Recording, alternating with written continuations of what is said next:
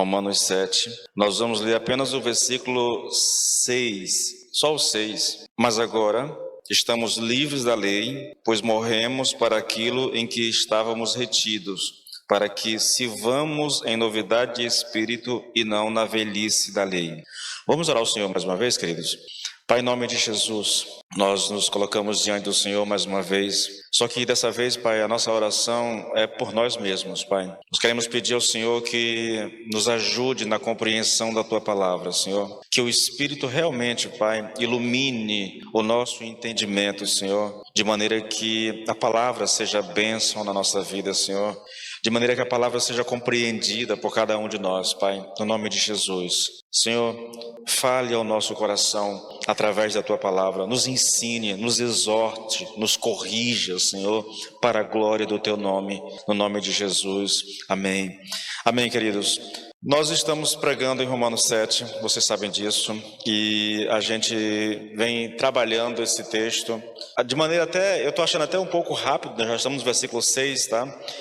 Mas ainda assim, mesmo que pareça rápido, a gente vem tentando explorar, querido, tudo aquilo que o texto diz, tudo aquilo que é necessário para a nossa caminhada com o Senhor, para a nossa fé, tá? E nós começamos, na verdade, a gente já trouxe algumas reflexões a respeito do versículo 6, mas eu queria novamente chamar sua atenção para ele, tá bom? E eu não vou fazer recapitulação, querido, a não ser muito pequenininha, só para você ter um entendimento, porque eu fiz uma pergunta na última reflexão que eu fiz com vocês, e eu perguntei qual é a verdade acerca do cristão que nós podemos extrair do versículo 6. E eu disse que a primeira verdade extraída daqui é que o cristão é alguém que está livre da lei. Eu disse isso, ministrei isso, tá bom? Disse que quando Paulo diz assim, olha, mas agora temos sido libertados da lei, a palavra libertados, ela pode ser traduzida por desobrigados, entendeu? Dá a ideia de que nós somos feitos livres da lei. E aí a gente fez isso e depois ilustrou, lendo novamente, né? Nós já pregamos sobre isso, mas nós lemos novamente os versículos 2 e 3, quando Paulo ele exemplifica a ideia, né, de libertação da lei, quando ele fala da lei e da mulher que está sujeita ao marido por causa da lei, enquanto o marido está vivo, mas se o marido morrer, ela fica livre da lei. Nós lemos esse texto, tá, para mostrar essa realidade. Eu preciso que vocês entendam exatamente isso aqui. O exemplo que Paulo deu, né, ele está explicando ali naquela ilustração o fato de que a mulher, né, ela foi casada com um homem, né, o homem morreu e agora ela se casou com outro homem. Isso foi a ilustração que ele deu. Ela foi separada do primeiro marido pela morte, entendeu? E por isso que agora ela pode se ligar ao outro sem ser considerada uma mulher adúltera. O exemplo é, a mulher casada com um homem, o homem morre, portanto a lei já não tem mais nenhum poder sobre ela, né? E aí ela pode se casar com outro homem, já que o primeiro marido morreu. Bom, o que ele está enfatizando aqui é que essa mulher, ela está totalmente fora, está totalmente livre do controle, do domínio, do poder e da autoridade daquele marido. Agora, a pergunta que a gente faz é, em que sentido, querido, em que sentido o cristão foi libertado da lei, tá? Eu também ministrei isso aqui, né? Eu trabalhei os dois primeiros pontos, né? Eu disse assim, olha, ele está livre da lei e da condenação. Eu citei aqui os versículos Romanos 8:1, agora, pois, já não existe nenhuma condenação para os que estão em Cristo Jesus. O sentido é que nós estamos libertos da lei é que o cristão é alguém que está livre da condenação. Não há condenação para quem está em Cristo. Ele foi liberto disso pela morte de Cristo e pelo fato de nós estarmos ligados a Jesus, nós também morremos para a lei e para o pecado. Depois eu disse que ele também está livre da incapacidade da lei para justificar. Citei Romanos 3, 20 e 21. Falei que a lei ela não pode nem salvar, muito menos santificar o ser humano, tá? E aí, só para você entender, eu vou continuar daqui. Em que sentido que o cristão está liberto da lei? Ele está livre da incapacidade da lei para santificar. E eu queria daqui, sim, pegar o texto e a gente vai começar a dar continuidade. Lembrando que essa ministração, ela está nas minhas redes sociais, tá bom? Sempre é bom lembrar disso. Às vezes a gente não entende, né? E aí ouviu e já não lembra mais. Se você quiser voltar lá, tá? Está lá na última ministração da terça-feira, porque terça-feira passada a gente não teve ministração, né? Na anterior eu falei sobre isso. E eu vou dar sequência, querido. Em que sentido o cristão está liberto, foi liberto da lei? Ele está livre da incapacidade da lei para santificar. E querido, tudo indica que esse é o ponto central de Paulo nesse capítulo 7, tá? Ele sabe que a lei não tem poder para santificar. A lei não pode santificar, tá? Assim como a lei também não pode justificar. É incrível, né? Como os judeus e muitas pessoas religiosas pensam que podem alcançar a salvação por meio da obediência à lei. Paulo diz, olha, a lei não justifica. Na verdade, a função da lei é apontar o nosso pecado, né? Mas ele está dizendo agora que ela também, não só ela não pode justificar, mas ela também não pode santificar. Você não vai ser santificado obedecendo a lei. Na verdade, nós vamos ver mais para frente aqui, que a lei, ao invés de santificar, é interessante, né? Ao invés de santificar, ela faz piorar a situação do homem, né? Assim como ela não pode justificar, ela não pode perdoar, ela não pode salvar, ela piora a situação do homem porque ela aponta o pecado do homem. Aqui, no caso da santificação, ela não pode santificar e ela fomenta o pecado na vida do ser humano. Eu vou ler isso daqui a pouco, tá bom? Então, querido, veja, enquanto nós estávamos casados com a lei, nós não podíamos nos unir àquele que tanto pode nos santificar como pode nos justificar. É lógico que eu estou falando de Jesus Cristo, tá bom? Nós não tínhamos liberdade, queridos, enquanto estávamos debaixo do jugo da lei. Entretanto, agora nós somos libertos. Agora existe a possibilidade de santificação. Não havia nenhuma esperança enquanto estávamos debaixo da lei, mas agora nós somos colocados em liberdade. Agora nós estamos livres da nossa incapacidade de experimentarmos a santificação. E é isso que Paulo está muito interessado, querido, em mostrar a nós aqui, tá? Então, deixa eu tentar colocar isso da seguinte forma. Uma pessoa que não conhece a Cristo, ela jamais pode experimentar santificação na sua vida, entende? Só aqueles que foram salvos por Cristo, só aqueles que foram regenerados, que têm o Espírito habitando dentro de si, e eu acho que eu posso até ir um pouco mais além.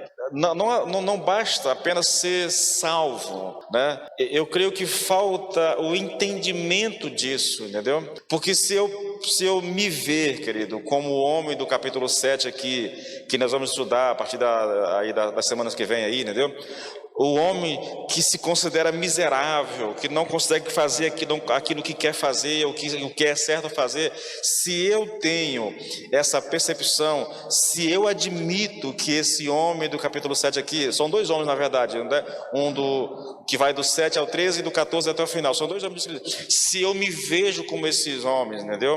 Se eu digo que essa é a minha realidade, então a busca pela santificação é algo quase que impossível, entende? Porque nesses versículos aqui, do versículo 7 até o final do capítulo, o texto não traz esperança para nós. Não traz esperança, entende? É apenas o homem na sua fraqueza, incapaz de obedecer aquilo que ele sabe que é a vontade de Deus para nós. Mas repito, querido, não é exatamente isso que é ensinado nesses textos, tá? Eu vou argumentar com vocês, vou gastar um bom tempo tentando mostrar a vocês que Paulo aqui, principalmente no homem dos versículos 14 até o finalzinho lá, que aquele homem ali, ele não é exatamente um cristão vivendo na plenitude da sua vida cristã, entendeu? E mesmo vivendo na plenitude da sua vida cristã, ele seja alguém tão fraco, né?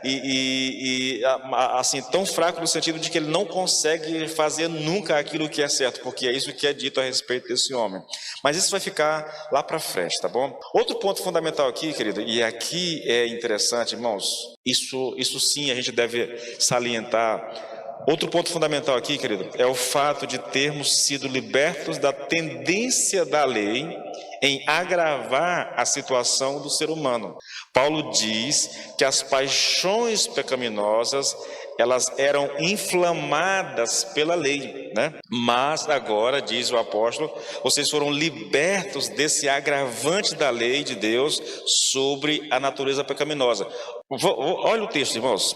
Olha o texto, versículo 5. Porque quando estávamos na carne, as paixões pecaminosas que são pela lei operavam em nossos membros para darem frutos para a morte. A lei inflamavam essas paixões, elas atiçavam essas paixões para que a carne operasse nos nossos membros, né?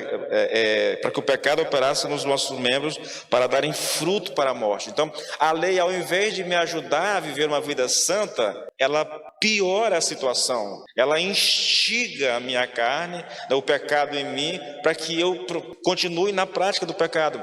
E Paulo diz aqui que nós somos libertos disso. Olha, mas agora, tendo sido libertados da lei, como é que a gente foi liberto da lei? Tendo morrido para aquilo que estávamos retido. Quem é que estava nos retendo, nos prendendo? A lei, nós morremos para ela, entendeu? Para que sirvamos em novidade de espírito e não na velhice da lei, da letra. Paulo diz, querido, que nós somos libertos da lei. Agora, como é que isso aconteceu? Eu já disse, nós somos libertos da lei, morrendo para ela, tá? Somos nós que morremos para a lei. É muito importante, irmãos. Como essa mensagem estava preparada desde a semana passada, eu aproveitei hoje à tarde para ler alguns outros comentários, né? Li comentários de... deixa eu tentar lembrar aqui, Calvino, eu li também o Charles Rod, alguns comentários, e eu fui lendo, irmãos, eu decidi realmente que eu não vou mais, no capítulo 7, me ater aos comentários, aqueles outros comentários, porque parecem que todos eles, quando chegam aqui, as opiniões são muito diferentes, entende? Muito diferentes. E eu sinceramente, irmãos, como eu já disse a vocês, o meu comentário em Romanos 7, na carta de Romanos, quase toda, ele é baseado, na sua grande maioria, no comentário de Lloyd Jones. Até os 5, eu usei muitos comentários, entendeu? Eu tenho ainda esses comentários, eu voltei a lê-los hoje, mas quando chegou no 6, querido, aí as interpretações, elas ficam conturbadas, ela perde o sentido, a lógica que vem sendo tratada, ela perde aí, como na minha compreensão, e aqui eu digo, se você é um estudante da Bíblia, de repente está lendo o texto bíblico, ou ouviu algum outro pastor pregando sobre isso e acha que o entendimento dele está mais certo do que o que nós estamos colocando aqui, irmãos, eu não posso fazer muita coisa por isso, né? Eu só posso dizer a vocês que no entendimento que eu tenho do texto bíblico e dos comentários que eu leio, aquele que mais chega próximo do entendimento, até pela coerência naquilo que é dito, é exatamente Lloyd Jones, entende? Ele traz uma coerência, ele não perde o fio daquilo que vem sendo dito. Tudo está conectado, tudo está muito bem ligado, e para mim isso é mais coerente, entendeu? É mais coerente. Eu fui ler os outros, eu não entendi muito o que eles queriam dizer. Fica meio confuso, meio no ar, na verdade. Então, não tem um desenvolvimento como isso aqui. Por isso que, olha, eu estou enfatizando aqui que nós somos libertos da lei, morrendo para a lei. E por que eu estou enfatizando? Quando você vai lá para os versículos 2 e 3 do capítulo 7, vamos ler esse texto mais uma vez? Olha só, nesse texto, é uma metáfora, tá bom? Ele está ilustrando uma verdade, o princípio geral que foi exposto no versículo 1 do capítulo 7. Nessa metáfora, a mulher representa os cristãos e o marido representa a lei. Que isso que fique bem claro, tá bom? Porque a mulher que está sujeita ao marido, né, enquanto ele viver, está ali ligada pela lei, mas morto o marido, ela está livre da lei do marido, de sorte que vivendo o marido será chamada adúltera se for de outro marido, mas morto o marido, livre da lei ela está, e assim não será adúltera se for de outro homem. Então, nessa metáfora, quem morre é o marido, ou seja, a lei. Não é a mulher que morre, o marido morre e a mulher é liberta da lei do marido, do casamento, entendeu? No versículo 1, Paulo estabelece o princípio geral. No 2 e no 3, ele ilustra o princípio. Quando chega no versículo 4, ele faz a aplicação. E aqui que está interessante, aqui que é o interesse, né? Porque quando chega no 4, ele diz assim: assim, meus irmãos, também vós estáis mortos para a lei pelo corpo de Cristo. Você percebe que ele destoa completamente da ilustração que ele deu, porque na ilustração quem morre é a lei, é o marido. Quando ele chega na aplicação, ele muda isso. Quem morre não é mais a lei, quem morre somos nós, tá? São os cristãos que morrem. E por que Paulo diz que é o cristão que morre, irmãos? Porque ele não pode dizer que a lei morreu, porque a lei não morre. Nós morremos, tá? Nós morremos. Irmãos, isso é muito interessante. É muito curioso, querido. Veja, aqui alguns dizem que Paulo se perdeu. Eu já falei sobre isso aqui, né? Que alguns estudiosos criticam Paulo aqui por essa mudança brusca no uso da ilustração. O fato, querido, aqui a mudança não altera o sentido da verdade exposta, entendeu? Não altera. Veja só. O sentido, tanto o sentido de a lei morrer lá e depois somos nós que morremos, não altera, porque, irmãos, fica mais ou menos assim, ó, se nós morremos para a lei, no que se refere a nós, a lei está morta, entendeu? Se eu estou morto para a lei está morta para mim, ela não tem efeito sobre mim. Mas a intenção Paulo não pode dizer, querido, de forma alguma que a lei está morta. E é isso que é interessante. Ele toma todo o cuidado na declaração para dizer, a lei não morre. Já que as escrituras, elas nunca dizem que a lei está morta, entendeu? Se a Bíblia não diz isso em nenhum lugar, Paulo não pode vir dizer que a lei está morta, irmãos. Então, veja, esse cuidado, querido, ele é importante. Existe até, na verdade, uma tradução em língua inglesa que eles traduziram o texto de forma a dar a entender que é a lei que morre. Olha só, o versículo 4, numa tradução inglesa: mas agora estamos livres da lei, que estando morta, nela estávamos retidos. Então eles acrescentam esse estando morta, porque a ideia é que o texto seja coerente, que o texto faça sentido, que não haja essa mudança brusca. Então eles dizem que a lei morreu, mas na verdade, querido, quem morre não é a lei, quem morre somos nós. O que Paulo vem dizendo, querido, repetindo nesses primeiros versículos do capítulo 7, é que todo homem, enquanto ainda não for cristão, ele está numa escravidão debaixo da lei, ele está retido pela lei, ele está dominado, ele está casado com ela. A lei governa, a lei controla todas as suas atividades, mas ele também, querido, diz que isso não se refere ao cristão. O cristão foi liberto, ele está morto para aquilo que anteriormente exercia domínio. Então vamos resumir isso aqui, tá bom? O fato o Senhor nos libertou através de Cristo do domínio da lei. A ideia antes de Cristo me alcançar, eu estava casado com a lei. Eu estava debaixo desse jugo da lei. Ela tinha controle sobre a minha vida. Eu era governado por ela. Não quer dizer que eu fazia aquilo que a lei me dizia para fazer. Na verdade, nenhum ímpio vai fazer aquilo que a lei manda fazer. Só que ele é escravo dela, no sentido de que ela tem poder para condená-lo, ela tem poder para sentenciá-lo ao inferno, entendeu? Mas com Cristo, querido, na nossa vida, a lei perde esse poder. Nós morremos para esse domínio que a lei tinha sobre nós. Irmãos, eu não sei se você consegue entender, mas eu sei que há muitos cristãos que vivem uma espécie de cristianismo, mas um cristianismo que aprisiona eles, sabe? Eles tentam obedecer algumas coisas que conhecem e porque não conseguem obedecer, se sentem condenados diante de Deus. Isso é falta de compreensão, querido. Sim, nós somos chamados para obedecer à lei de Deus.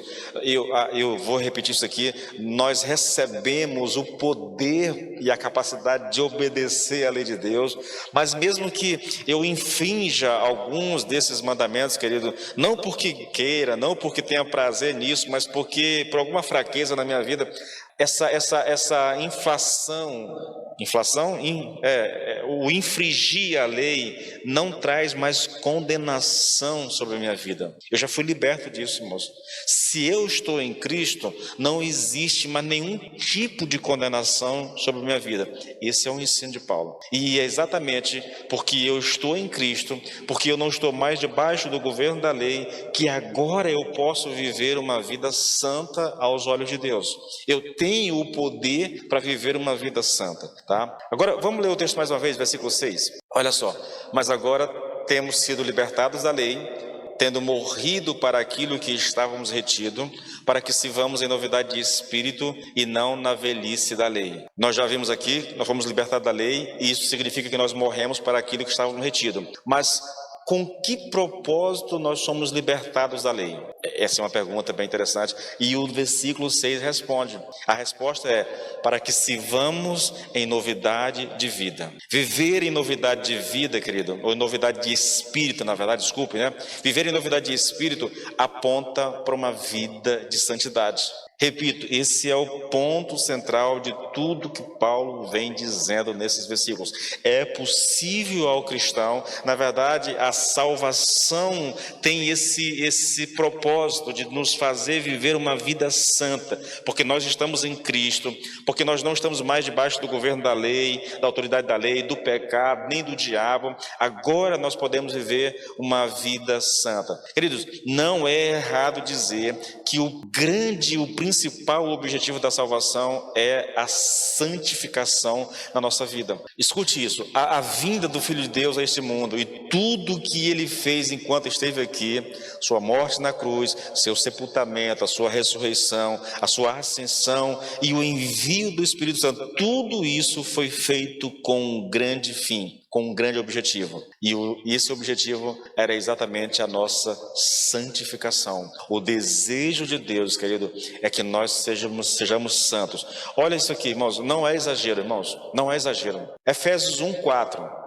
Porque Deus nos escolheu nele, em Cristo, antes da criação do mundo. Com que propósito? Para que ele nos escolheu dessa forma? Para sermos santos e irrepreensíveis em sua presença. Nós somos eleitos para sermos santos e irrepreensíveis diante de Deus. Qual é a principal característica na vida de um eleito? Santidade, irmãos. Santidade. 1 Tessalonicenses 4:3. Pois esta é a vontade de Deus. Qual é a vontade de Deus? A vossa santificação. O texto segue, mas isso nos interessa. A vontade de Deus para nós é a nossa santificação. 1 Pedro, querido, 1:15. Olha, pelo contrário, assim como é santo aquele que o chamou, sejam santos vocês em tudo que fizerem, porque está escrito: sejam santos, porque eu sou santo. E eu poderia ler Romanos 8, querido, que tem basicamente o mesmo sentido. Romanos 8... 28 e 29, irmãos, olha: e sabemos que todas as coisas contribuem juntamente para o bem daqueles que amam a Deus, daqueles que foram chamados por seu decreto, porque os que antes conheceu, também os predestinou para serem conformes à imagem de seu Filho. Aqueles a quem Deus escolheu, eles foram predestinados para serem conformes à imagem do seu Filho. Para ser santo, irmãos, entende? O grande e principal objetivo da salvação é fazer com que sejamos santos. É por isso que eu tenho dificuldade com Romanos 7, irmãos, de dizer que esse homem de Romanos 7 é o crente. É o próprio Paulo enquanto estava escrevendo a carta. Essa era a situação. Irmãos, vamos ler novamente, querido.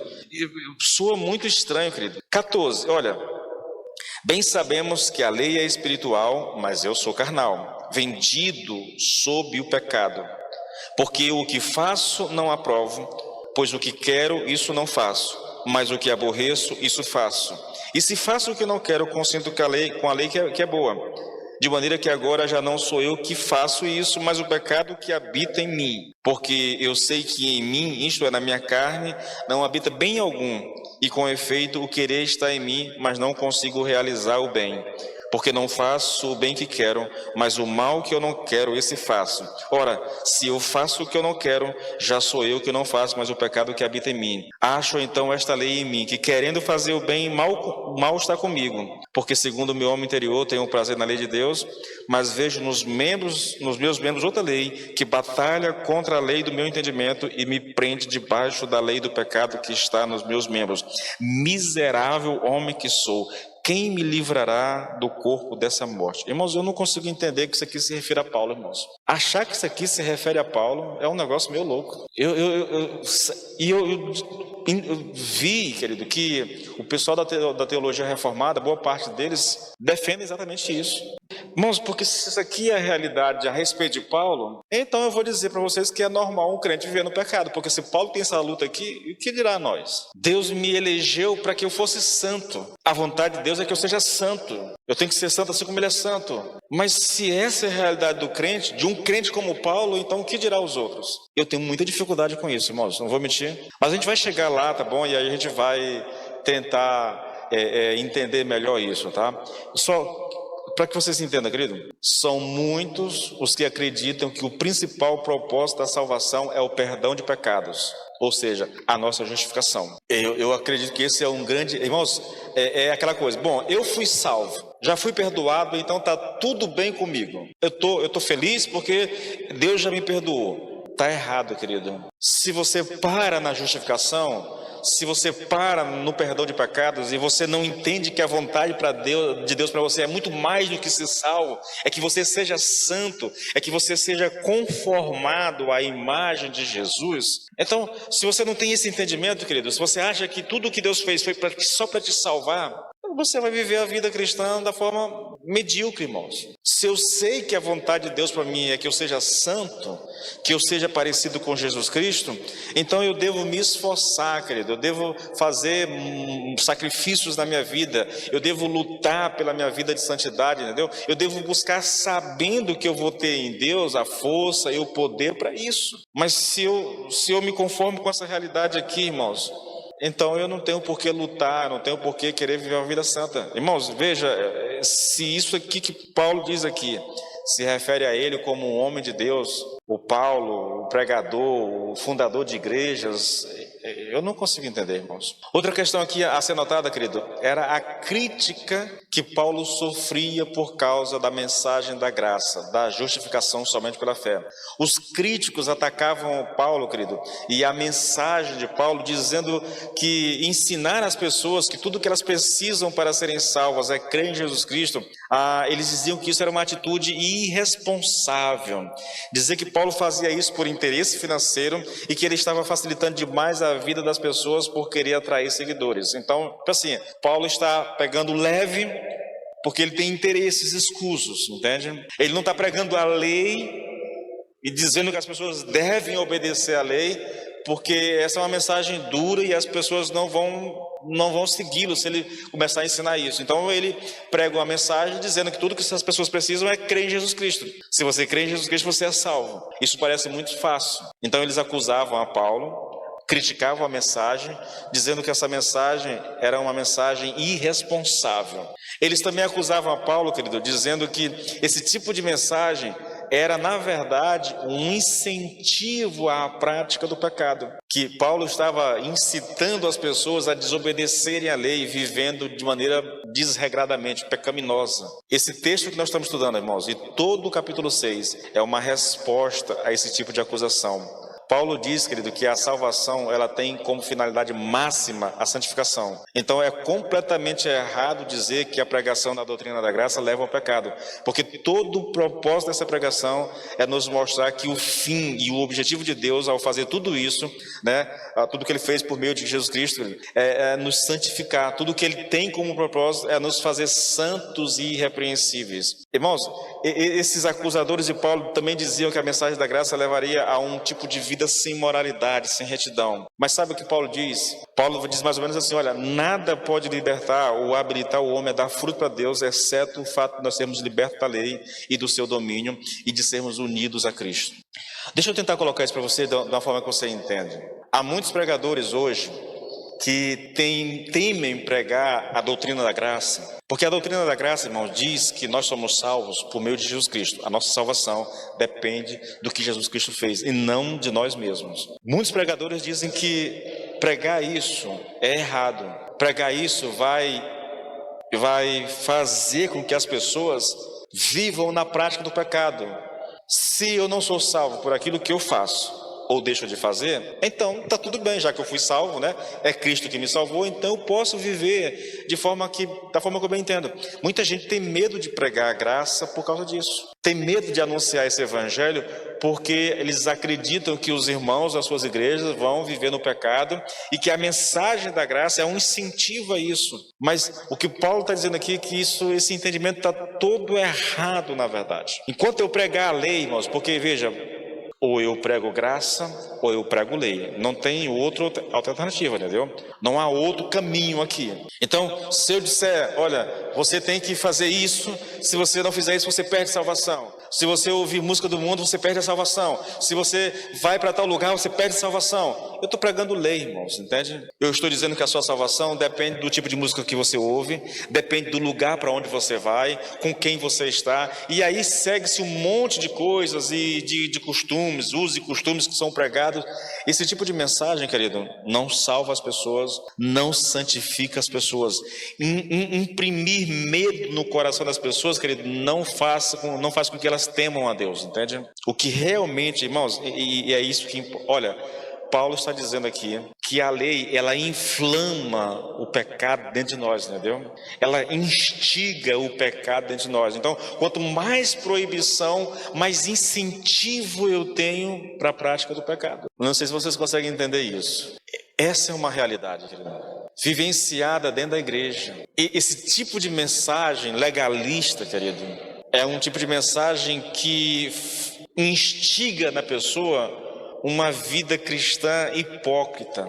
Quando ela está num ambiente que tem pessoas da mesma fé, crentes que nem ela, então ela age como um crente, ela se veste como um crente. Mas se ela estiver num ambiente que ninguém conhece ela, que ninguém sabe que ela é crente, então ela está livre para... Irmãos, eu conheci pastores assim, sabiam disso? Pastores. Quem não lembra aqui, querido, eu vou contar só o milagre, o nome do santo não vou contar não. Mas pastor, que sai da sua cidade, vai para a cidade vizinha, aí chega lá, vai dançar na boca da garrafinha, entendeu? Soltando a franga. Não estou dizendo o nome de ninguém, não estou dizendo aonde foi, nem nada. Só estou contando o milagre. O santo eu não vou falar, entendeu? Sim, irmãos. Edilson, a ética pastoral. Ô, irmãos. Querido, nada pode nos habilitar a dar fruto para Deus, a não ser que nós sejamos libertados da lei, a não ser que nós tenhamos morrido para a lei e estejamos inseridos em Cristo Jesus. Porque enquanto eu tentar viver uma vida, querido, de obediência à lei, de regra por regra, eu jamais vou dar fruto para Deus. Eu vou ler mais uma vez agora o versículo 4 e 5, irmãos. Olha só. Assim, meus irmãos, também vós estáis mortos para a lei, pelo corpo de Cristo, para que sejais de outro, daquele que ressuscitou dentre os mortos, a fim de que demos frutos para Deus. Ele está dizendo a mesma coisa do versículo 6, tá bom? Nós estamos mortos para a lei por meio do corpo de Cristo, ou seja, através do sacrifício de Jesus Cristo, nós morremos para a lei. E nós morremos para a lei para que nós sejamos de outro. Quem é o outro? Para que nós sejamos de Cristo. Com que propósito? A fim de que demos fruto para Deus. Agora, olha o versículo 5. O 5 e o 6 explicam o versículo 4. Porque, quando estávamos na carne, as paixões dos pecados que são pela lei operavam em nossos membros para darem frutos para a morte. Se você está em Cristo, você dá fruto para Deus. Se você está debaixo da lei, você dá fruto para a morte. Mas agora temos sido libertados da lei, tendo morrido para aquilo em que estávamos retidos, ou seja, morremos para a lei. E com que propósito? Para que sirvamos em novidade de espírito. Isso é muito interessante, queridos. O que Paulo está dizendo aqui, querido, é que se você realmente se preocupa com a moralidade e com o bom comportamento, então quanto mais cedo crer no evangelho, melhor. Porque enquanto o homem estiver debaixo da lei, não somente não poderá resistir à tentação para pecar, mas o seu próprio conhecimento agravará a situação. Enquanto ele estiver debaixo do domínio da lei, pecará cada vez mais e a ofensa será mais abundante. E por que é assim, querido? Porque a lei, querido, ou o ensino moral da lei, ela inflama as paixões, tá? Ela atua nos nossos membros e isso ficará cada vez pior. A própria lei que diz para que a gente não faça alguma coisa, nos obriga a fazê-lo, entendeu? Então, a ideia é, se você quer moralidade, se você quer comportamento, retidão, então você precisa, o mais rápido possível, se livrar da lei, porque ao invés de te ajudar a viver uma vida de santidade, ela vai piorar a tua situação. Ela vai te colocar... E, queridos, a lei é uma espécie é como se fosse uma espécie de combustível dentro de nós, entende? É um combustível para o pecado.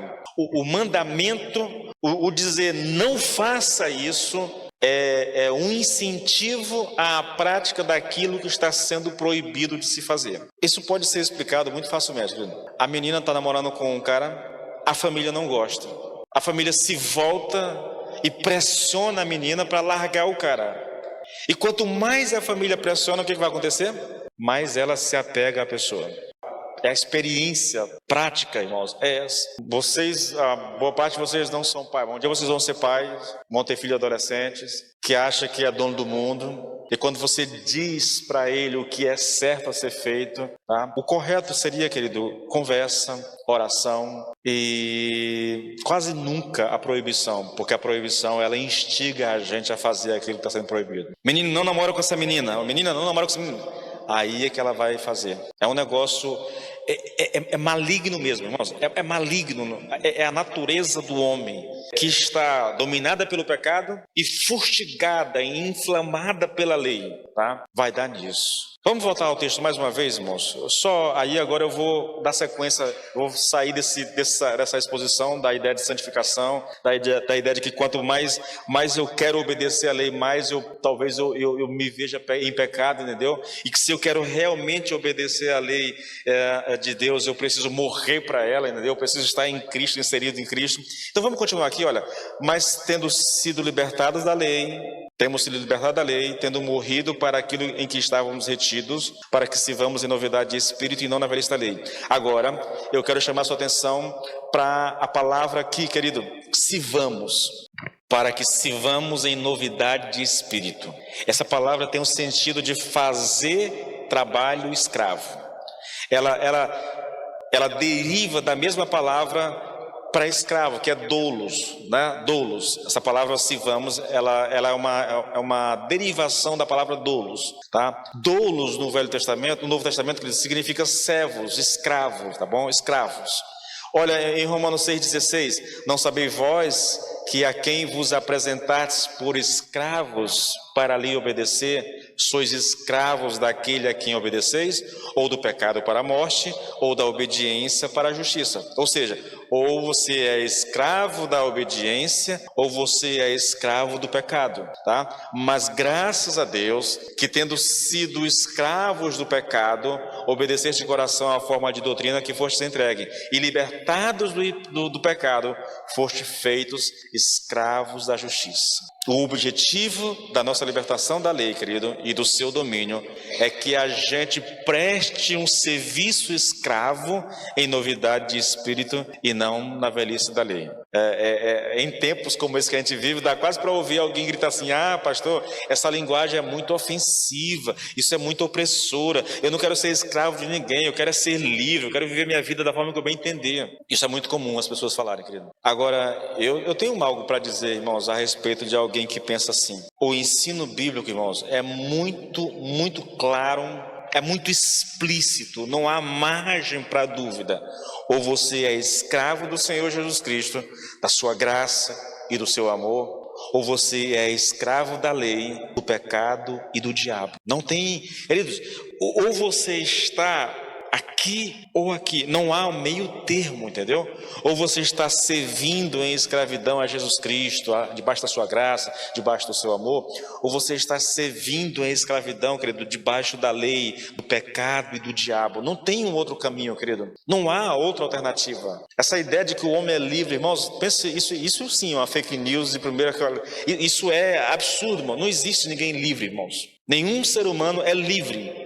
Absolutamente nenhum ser humano é livre, irmãos. Ou nós somos escravos de Deus, ou nós somos escravos do diabo. Ou nós somos escravos da graça do Senhor, ou nós somos escravos do pecado. Ou nós estamos debaixo da lei de Deus, do amor de Deus, ou debaixo da lei, ou escravo da lei. Não tem meio termo, irmãos. Não tem alternativa, ou um ou outro. Essa é a realidade bíblica. Esse é um ensino bíblico.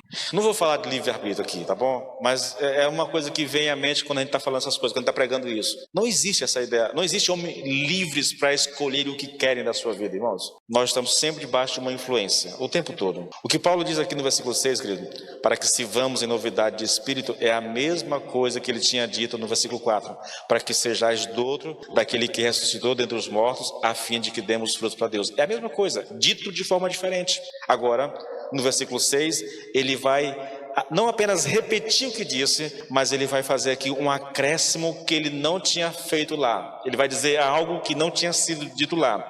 E é sobre isso que eu quero tratar com vocês, para que sirvamos em novidade de espírito e não na velhice da lei.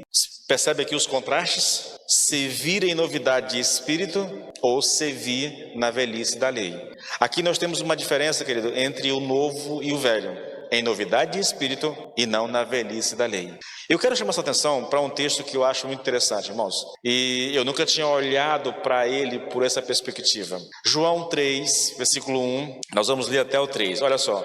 E havia entre os fariseus um homem chamado Nicodemos, príncipe dos judeus. Ele foi ter de noite com Jesus e disse-lhe: Rabi, bem sabemos que és mestre vindo de Deus, porque ninguém pode fazer o que estes sinais que tu fazes, se Deus não for com ele. Jesus respondeu-lhe e disse: na verdade, te digo que aquele que não nascer de novo não pode ver o reino de Deus. Eu não sei se você percebe, querido, nesse texto. Eu sempre percebi, mas eu nunca tinha atentado para as implicações disso. Mas aí, lendo o comentário, Lloyd Jones diz uma coisa interessante. Ele diz assim, olha, que Nicodemos achava que o cristianismo era algo que ele deveria acrescentar ao que já tinha, a sua religião, tá bom? Por isso ele disse: Rabi, bem sabemos que és mestre vindo de Deus, porque ninguém pode fazer estes sinais que tu fazes se Deus não for com ele. Aí Lloyd Jones diz: mas antes que ele terminasse de expressar o seu raciocínio, o Senhor o interpela e diz: na verdade, te digo que aquele que não nascer de novo não pode ver o reino de Deus.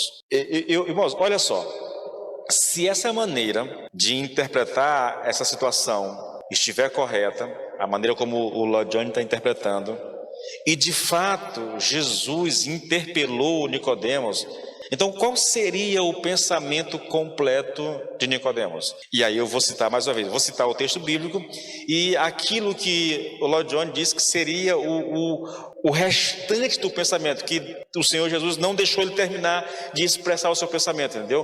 Cortou logo na raiz a situação. Olha só, o que está escrito assim: Rabi, bem sabemos que és mestre vindo de Deus, porque ninguém pode fazer estes sinais que tu fazes se Deus não for com ele. Aí agora seria o restante do pensamento de Nicodemos. Agora, eu sou mestre em Israel e sei muito bem, e sei muito mais que o povo, mas tu sabes mais do que eu e tem mais poder, e tens um poder maior do que o meu. Que devo fazer para chegar ao ponto em que estás? Como posso conseguir esse poder extra, na verdade? É uma forma de ver o texto, irmãos, como a gente quase nunca vê o texto, entendeu? É uma forma de olhar para o texto interessante. Nicodemos, ele vai a Cristo, ele diz que ele reconhece que Cristo vem de Deus, mas ao mesmo tempo, querido, ele não abandona a sua religião, entende? Ele não aceita a Cristo, vamos colocar dessa forma. Não se torna um seguidor público de Jesus. Sim, o encontro com Cristo foi tremendo, foi profundo, né? Ele se transforma em uma espécie de agente secreto de Cristo, né? Ele vai viver um cristianismo incubado, entendeu? Por quê? Por causa da sua religião, por causa do medo de perder o respeito que tinha, entendeu? As posições que tinha, até de se duvidar realmente se Nicodemos ele tem uma conversão antes da morte de Cristo, entende? Ele pensava no começo, querido, que aquilo era só alguma coisa que ele poderia acrescentar à sua religião.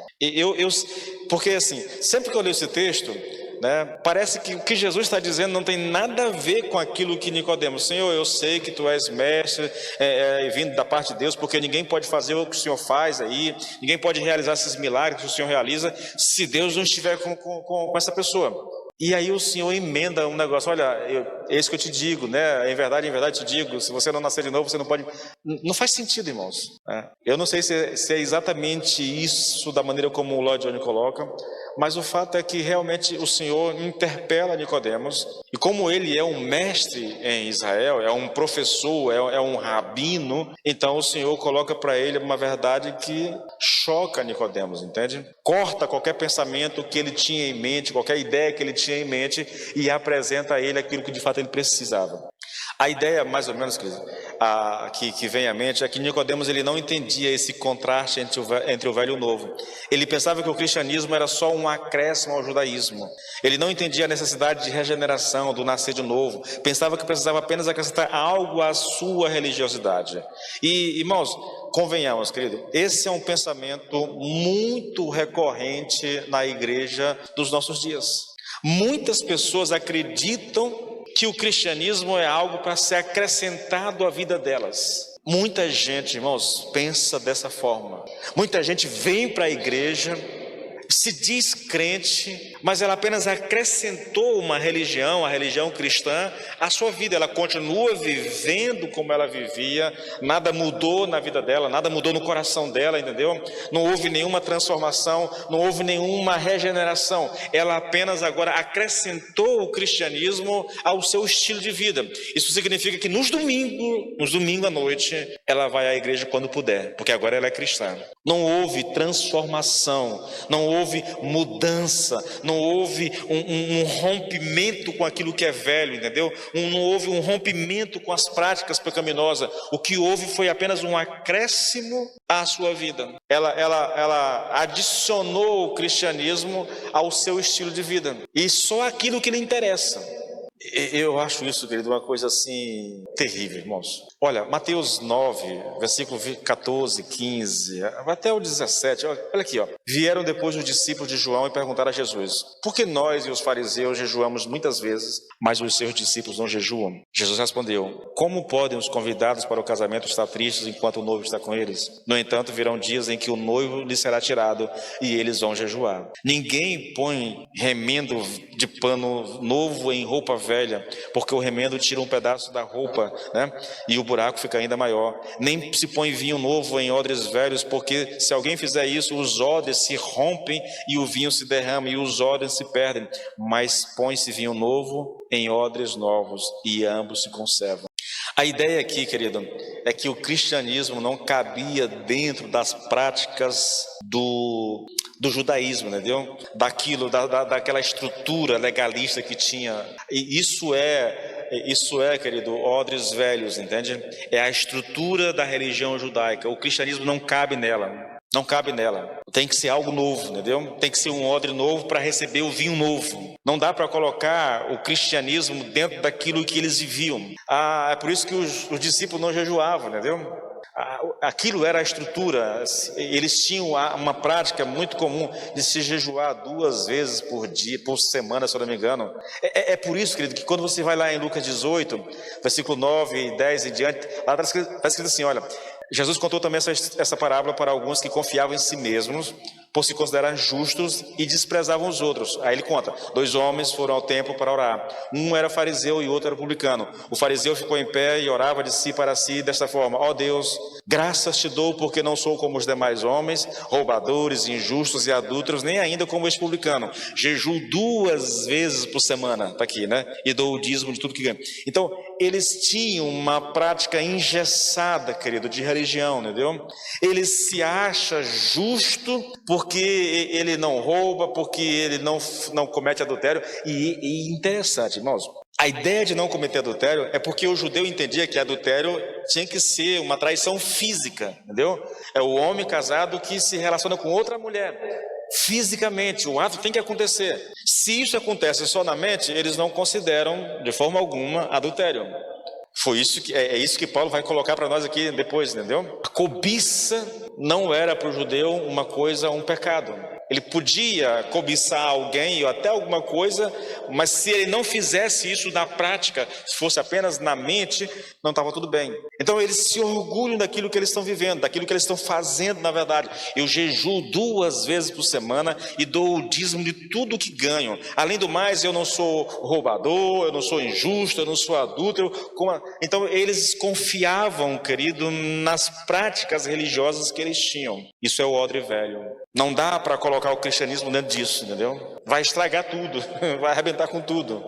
Irmãos, olha, queridos, é importante que a gente tenha consciência, querido, da nossa relação com o Senhor. É importante que a gente compreenda, irmãos, que ser cristão é algo totalmente radical, irmãos. Absolutamente radical. Se você não entende, querido, se você acha que conversão, irmãos, é apenas sair da igreja A e agora passar a fazer parte da igreja B e frequentar a igreja quando puder, geralmente no domingo, quando dá, entendeu? Se eu não tiver nenhum outro compromisso social mais importante, então eu vou domingo à igreja, entendeu? Mas se eu tiver, então a igreja pode esperar. Isso é religiosidade, irmãos, isso é odre velho, entendeu? Isso não tem nada a ver com o cristianismo bíblico, isso não tem nada a ver com alguém que foi salvo realmente, que é uma nova criatura, que passou por esse processo de novo nascimento, entende? Não há nada de cristianismo nisso, irmãos. E o que me entristece profundamente é que tem muita gente na igreja assim e ela não consegue perceber isso, irmãos. Por mais que você fale, por mais que você oriente, a pessoa não consegue se dar conta disso, não consegue. Assusta a gente, querido, esse tipo de cegueira espiritual em algumas pessoas. É uma coisa assim que choca mesmo profundamente quem é pastor e quem realmente se importa com a alma das pessoas, entende? Você vai ver pessoas assim, elas não conseguem entender. O cristianismo foi apenas alguma coisa que ela inseriu na sua vida, ela adicionou na sua vida.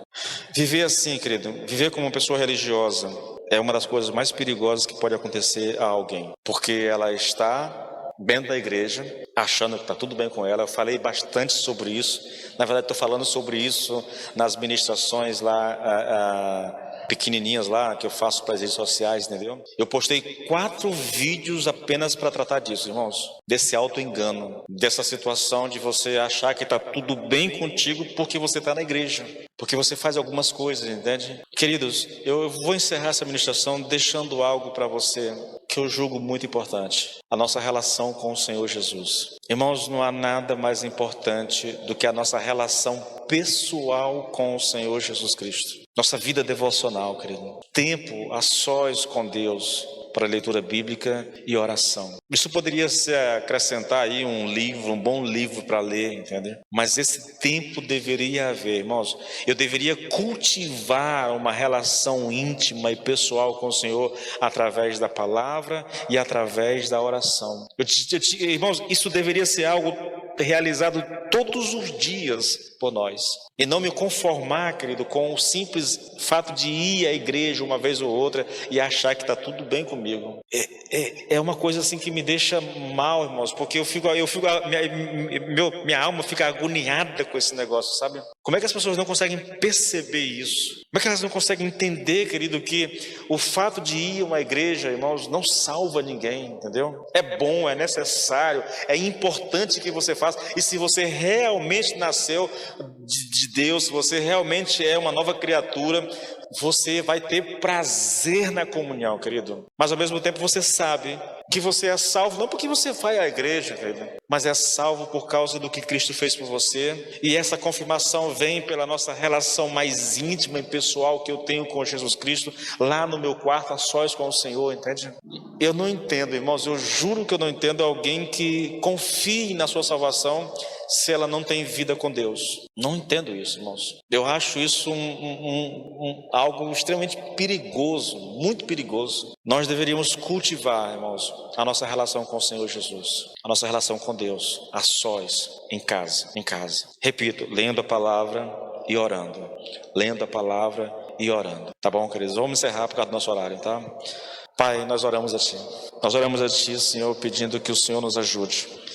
pedindo que o Teu Espírito abra o nosso entendimento, Senhor, de maneira que essas verdades sejam compreensíveis, aceitas por cada um de nós, Pai, mas não só compreensíveis e aceitas, Senhor, mas que sejam praticadas, Senhor, que haja em nós uma disposição, Pai, para um tempo a sós com o Senhor todos os dias, um tempo de leitura bíblica, um tempo de oração, Senhor, que o Espírito mova o nosso coração no sentido de tornarmos isso uma prática, Senhor, diária na nossa vida, um hábito diário na nossa vida, no nome do Senhor Jesus Cristo de Nazaré, meu Deus. E que o Espírito nos confirme realmente que nós somos salvos, Pai, para a glória do Teu nome, em nome de Jesus. Amém e amém.